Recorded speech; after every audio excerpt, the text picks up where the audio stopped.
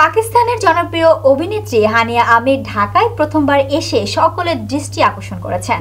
শনিবার রাজধানীর এক তারকাবহুল অনুষ্ঠানে উপস্থিত হয়ে তিনি আলোচনার কেন্দ্রবিন্দুতে পরিণত হন।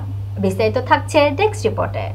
অনুষ্ঠানে হানিয়াকে সিনেমায় কাজ করার জন্য শাকিব খান এবং শাহরুখ খান দুই সুপারস্টারের মধ্যে একজনকে বেছে নিতে বলা হলে তিনি সরাসরি শাকিব খানের নাম উল্লেখ করেন।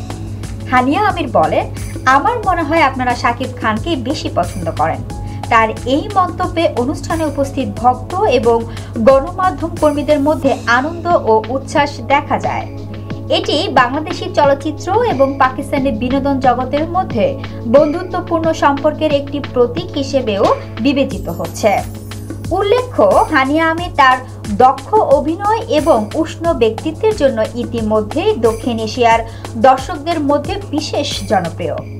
ঢাকায় তার আগমন বিনোদন জগতের আলোচনার নতুন মাত্রা যোগ করেছে।